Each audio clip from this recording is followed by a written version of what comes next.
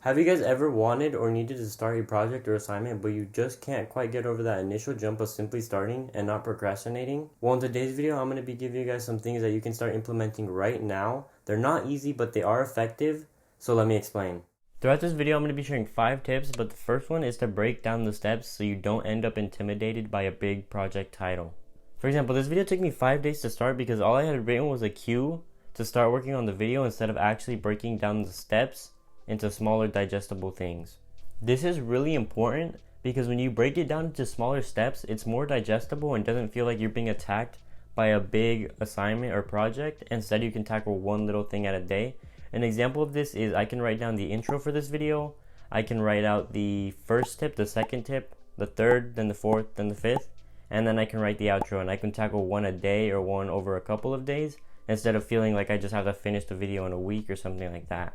I also wanted to mention that small progress gets the ball rolling and builds momentum. This is really important, and I'll be repeating this throughout the video, so this is something that you need to remember. Number 2, set a timer. If the last one didn't work for you, this one could be more effective. You can break down the project into multiple days, and instead what you're doing is you only work for 25 minutes a day, and whatever you do or do not get done, it doesn't matter. You just work for those 25 minutes and you can move on to doing whatever you were doing before. If you want to go for longer sessions and work for like an hour a day, 2 hours, what you can do is the Pomodoro technique, where you work for 25 minutes, you take a 5-minute break, and then you keep on repeating that until every 4 breaks you take a longer 30-minute break to keep you motivated and keep you wanting to work. This one might be better if you don't have a sense of direction of what you're going to do next. All you know is that you're going to work, and you can just work for 25 minutes and you do whatever you need to do. But some people might prefer the last one because if they know what they need to do, they can just break it down into steps, and no matter how long they take, they just need to get that one thing done. And you might be thinking to yourself, 25 minutes isn't even that much time, but like I was saying earlier, you need to build that momentum to start making progress. So number 3 is to give yourself a reward. This can be a variation of the last 2, which is you take a Pomodoro technique, and the 5-minute sessions that you take in between each of your work sessions that are breaks for you, that can be your reward. And the second option can be a variation of the first one, which is you just choose something you want to work on, and when you finish that one piece of your project, you can reward yourself with whatever you want. The point is to just give yourself a reward to keep you motivated to work again. Number 4, eliminate exit points. This advice stems from the last one, as you'll start to notice all of these do, but this one and the next one are the hardest to implement, but they're the most effective. So this one's kind of like the opposite of the last one, except not really, because basically what you're doing is instead of working towards something, you're stopping yourself from doing something. Let me explain that. If you want to go on your phone or watch YouTube or play video games, what you try to do is stop yourself from playing video games until you finish the work that you need to do. This is effective because humans don't like being bored. This is an incredible weapon you can use against your own procrastination. For example, if you sat in a room with nothing to do, like absolutely nothing, or do your math homework and then be able to watch as much TV as you want, you would get that math homework done really quickly. So do exactly that.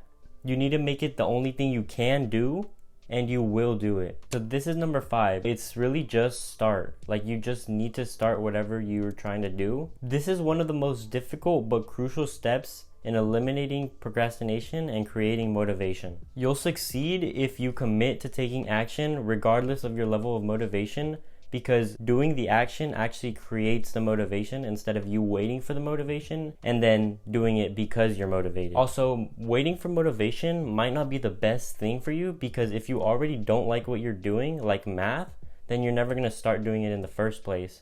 So you have to be disciplined instead of waiting for the motivation. Even I need to work on this. When working on part of the script, I was so bored and wanted to go on my phone so bad, but I forced myself to keep on working and then be able to do whatever I wanted afterwards. And it really sucked, but I feel like if you keep on trying to do this, it will create a switch in your mind to where you'll know you just need to work, and then after you're done, you can do whatever you want and you won't struggle as much with it. So that's what I'm trying to work towards. Even taking a tiny step towards your goal is progress, and that's what we need to remember. I have a couple of honorable mentions, and the first one is to make the task more enjoyable. This one's easy to explain. Basically, like, you can listen to music as you're doing it and then you'll enjoy the task more. And the second one is to make the task as easy as possible. I don't really know how to explain this one, but depending on what you're doing, you can try to make it easier or more simple, or kind of reduce friction on doing that. So if to record a video, I needed to like drive all the way somewhere to a studio and record, then it'd create friction because I'd have to do all of that just to get there. But since my studio is kind of in my room, or like my little recording set is in my room, it's much easier and there's less friction because all I need to do is set up the lights and then I'm recording already. Using these tips, it'll make it easier to stop procrastinating. And if there's one thing you can take away from this video, is to make it as easy as possible to work and as difficult as possible to procrastinate. And I know most of you guys are procrastinating by watching this video, so get out of here and go do your work. You don't get motivation.